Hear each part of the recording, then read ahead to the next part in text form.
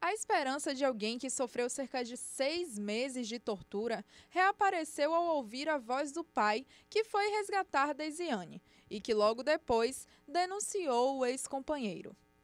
E mesmo depois da prisão preventiva do seu agressor, a jovem de 18 anos, Deisiane Souza Cerqueira, continua vivendo momentos de medo e de angústia. Isso porque ela tem recebido ameaças de pessoas ligadas ao tatuador Marcos Alexandre. E é por isso que hoje nós estamos aqui em Camaçari para entender melhor essa história. Deise, boa tarde. Boa tarde. Obrigada por receber a gente. Eu queria que você contasse um pouco sobre essa situação. Você falou que tem sofrido ameaças por parte do seu agressor. Você pode contar pra gente? Posso sim. É o seguinte, ele de dentro da cadeia, entendeu? A mandado dele, uma pessoa me seguiu até minha casa, entendeu? E no meio do caminho, quando eu estava saindo do psicólogo, eu fui ameaçada por esse rapaz. E esse rapaz chegou até mim, inclusive um rapaz que eu não conheço, chegou até mim, pegou e falou: olha, eu tenho um recado de Marcos para você. Não pense que você está andando de boa em Camaçari, que eu estou lhe vigiando. Entendeu? Então eu fiquei muito assustada. Imediatamente eu fui na DEAN e dei o fato dessa denúncia, né? Uma coisa que eles também não resolveram muito na hora. Uma coisa que é inacreditável, eles não resolveram isso na hora. Eles mandaram eu voltar no outro dia seguinte. E aí, o que é que poderia acontecer comigo? Entendeu? Então eu estou recebendo essas ameaças e eu estou aqui totalmente a par dessa situação. E, Deise, você tem a medida protetiva? Tenho sim, tenho a medida protetiva desde o dia que eu fui dar a denúncia dele na DEAN. Entendi. Mas o Marcos, né, o seu ex-companheiro que te agrediu, te manteve em cárcere privado e tudo mais, ele está em prisão preventiva e é esse o seu medo, né? Sim. O que pode acontecer a partir disso. Sim, o meu medo é que ele não fique preso. Esse é o meu medo. Porque se ele não ficar preso, o que ele vai poder fazer comigo, entendeu? Ele pode fazer qualquer coisa comigo, ele pode fazer o que ele quiser comigo porque ele não vai estar preso. Mesmo eu tendo a medida protetiva hoje nesse mundo não vale de nada. Entendeu? Então meu medo é que ele não fique preso. E aí? Você, inclusive, já tinha contado, né, conversado com a gente antes, que você já tinha pensado em sair daqui de Camaçari, né? Porque você não se sente mais seguro. Não me sinto segura em Camaçari. Não me sinto segura. Tipo, onde eu vou, eu fico olhando para um lado e para o outro para saber se não tem alguém de novo me seguindo, se não tem ninguém me vigiando. Às vezes eu ainda vejo ele, entendeu? O meu psicológico está abalado. O meu psicológico está muito abalado por causa disso. Foi 6 meses de cárcere, foi 6 meses sendo abusada, sendo torturada. E o quê? Um desgraçado desse vai continuar solto por aí para poder fazer isso com outras pessoas? Não pode. Deise, você conheceu ele e aí o relacionamento de vocês durou cerca de 8 meses. Foi 9 meses, durou 9 meses, entendeu? Eu conheci ele, aí ele foi morar comigo e com minha mãe dentro de casa. Aí minha mãe se casou e foi morar com o rapaz que ela se casou. E nisso, ele pegou no dia seguinte que minha mãe se mudou, ele pegou e me trancou dentro de casa e começou as torturas. Deu no nada na cabeça dele, eu não sabia por que ele estava fazendo isso até hoje. Eu quero saber o porquê ele me escolheu para fazer isso, porque ele estava fazendo isso comigo, porque foi do nada, foi de repente e ele começou a fazer tudo isso comigo. E aí você não conseguia sair de casa, não conseguia ter contato com ninguém. Como é que foi essa rotina para você?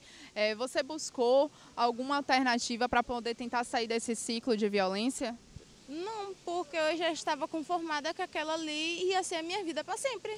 Uma escrava dele, uma escrava sexual dele. Eu estava conformada que aquilo dali ia ser minha vida.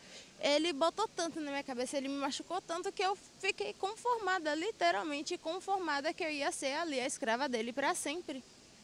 Além das agressões físicas, também aconteceram agressões verbais, né? Você disse que ele colocou na sua cabeça, então ele te falou várias coisas que te fez acreditar que essa era a sua condição permanente, foi isso? Foi, inclusive ele pegava e falava que realmente, né, que ele tinha muito dinheiro, que se eu fosse polícia eu não ia conseguir manter ele preso porque ele tinha dinheiro, porque ele tinha meios de fugir para a Itália, de ir para vários lugares, entendeu? Então eu fiquei com medo de qualquer coisa ele pegar, se mandar e mandar alguém fazer algo comigo. No entanto, Daisy não foi o único alvo de violência de Marcos. Quando a notícia foi à tona, as ex-namoradas dele vieram falar comigo e falaram: olha, ele já fez isso também, olha, já passei por isso, olha, ele fez tal coisa comigo.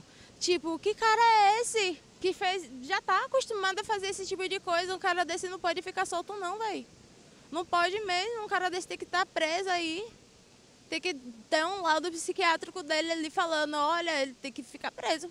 Porque uma pessoa dessa aí não pode ficar solta de jeito nenhum. Outra questão, Daisy, que aconteceu durante esse período, né, de tortura e de agressões, foi o momento em que seu pai chegou na sua casa, onde você morava, com o Marcos, e aí ele te resgatou de lá. Conta pra gente como é que foi esse momento.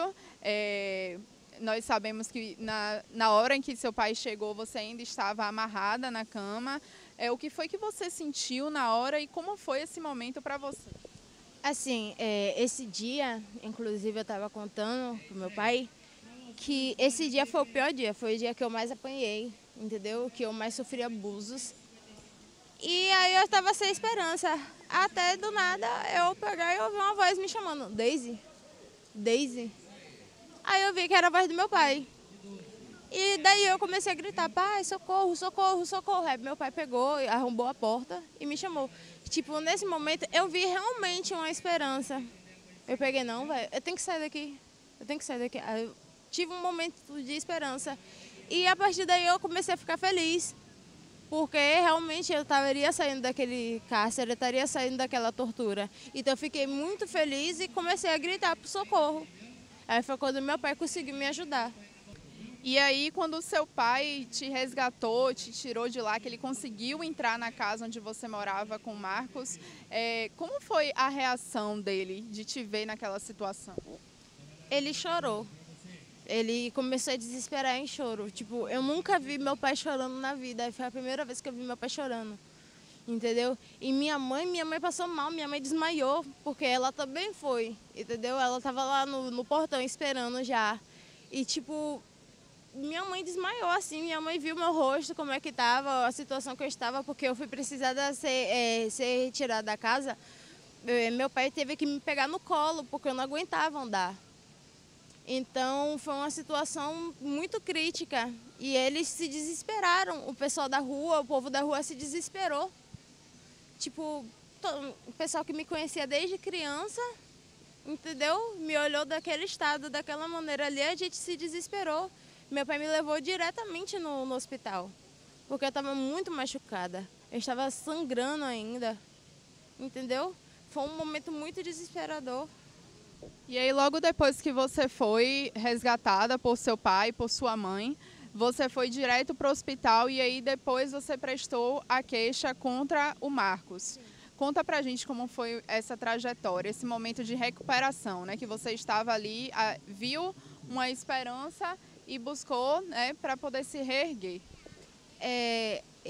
Eu peguei, né? Eu fiquei pensando: olha, eu já estou aqui, ele veio vir atrás de mim, então é melhor eu dar a queixa na polícia e ter uma chance de ele ser preso. Então foi quando eu peguei e falei com meu pai: olha, eu quero prestar queixa. Então a gente pegou, foi na DEAN e prestou a queixa. Então eu contei tudo o que houve e daí eles me deram ouvido e daí eles tomaram a iniciativa. Que foi o quê?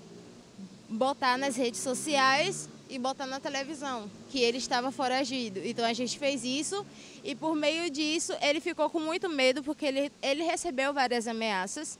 Então ele ficou com muito medo e se entregou. Porque ele ficou com medo do que o pessoal na rua poderia fazer com ele. Então ele se entregou. E aí depois disso você começou a frequentar psicólogos? Sim, psicólogos, psiquiatras, entendeu? O CAPS, que é o centro de referência, eu comecei a ir para lá, ter atendimento lá, também ganhei uma psicóloga. Tive que ficar na Casa Segura, porque quando eu fui para a Casa Segura ele ainda estava foragido, ele estava me perseguindo, inclusive.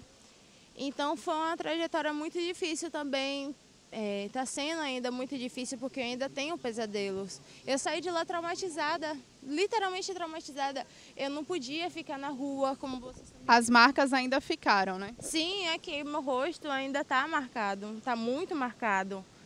Né? Tipo, isso aqui ele abriu com um soco e ficou colando cola super bonde. Entendeu? Esse desgraçado quebrou uma cadeira de ferro em mim, porta de guarda-roupa, cabo de vassoura. Ele me queimava, ele apagava cigarro em mim. Tipo, é uma tortura, eu ainda tenho um pesadelo, eu ainda fico chateada. Se eu ficar sozinha dentro de casa, eu choro. Eu começo a lembrar do que eu passei. E fico imaginando com quantas garotas ele já não deve ter feito isso, entendeu? Então é muito difícil para mim. E não só para mim, sim para as outras garotas que também passaram por isso e ficaram com medo de denunciar. Porque ele abusou do poder com elas também, ele também amedrontou elas. Entendeu? Entendo. A situação realmente é complicada e você agora está tentando buscar a segurança que você ainda não sente, né, Daisy? Sim, eu não sinto segurança, eu não me sinto segura na rua. Por isso que eu estou vendo se eu volto para essa casa segura, porque eu não estou me sentindo segura na rua. Você recebeu apoio nas redes sociais, recebeu ajuda dos internautas que conheceram a sua história? Sim, recebi muita ajuda, estou recebendo ajuda, na verdade, até hoje. Inclusive, hoje eu ganhei um dia no spa, que beleza. Ganhei um dia no spa de Márcia, Mosaia Márcia. Ganhei um dia no spa, ganhei doações de roupas, porque eu saí de lá seminua. Ganhei doações de roupas, doações de sapato, produto para cabelo, maquiagem. Ganhei muitas doações, muita ajuda também. Tipo, o tratamento de psicólogo que eu tô tendo é de graça, porque ela se comoveu e quis me ajudar. Entendi, Daisy. Agora vamos fazer uma retrospectiva, né, de como você conheceu o Marcos. Ele tem 25 anos e é tatuador. Quando ele te conheceu, quando vocês se conheceram, ele aparentava ser uma pessoa agressiva? Ele mostrou para você, deu algum indício que ele poderia fazer alguma coisa do tipo com você? Não, de jeito nenhum. Ele, na verdade, se mostrou ser uma pessoa totalmente ao contrário disso. Ele se mostrou ser a pessoa mais carinhosa do mundo, mais amorosa do mundo, entendeu? Ele falou que ia me tirar de certas situações, que ia me levar para conhecer outros países e tudo. Ele me prometeu Deus e o mundo. E de repente ele se tornou esse monstro. Assim que sua mãe se mudou, saiu de casa, começaram as agressões. Sim, assim que minha mãe se mudou de casa, começou as agressões. E aí ele mostrou quem ele realmente era e o que é que ele poderia fazer com você. Sim, ele começou as agressões e começou não as agressões físicas, também as agressões físicas e também as agressões psicológicas e verbais. Porque eu fui agredida psicologicamente, entendeu? O meu sonho é me livrar disso tudo, esquecer tudo isso que passou comigo, tudo isso que eu passei. É poder me livrar disso tudo, livrar dessas lembranças. Não quero mais ter lembrança disso, do que aconteceu. De eu ver minha mãe passando mal porque ela me viu nesse estado, de eu ver o meu pai chorando pela primeira vez porque me viu nesse estado. Eu pretendo esquecer tudo isso. E aí, para ajudar também nessa jornada, para você conseguir se reerguer, você precisa que ele esteja preso, né? Sim, com certeza. Eu preciso que ele esteja preso, porque se ele for solto, ele vai vir aqui atrás de mim e vai fazer o que ele quiser. E depois vai sair totalmente impune disso, porque ele vai ter uma maneira de fugir. Então, eu preciso dele preso. Eu preciso que ele fique preso.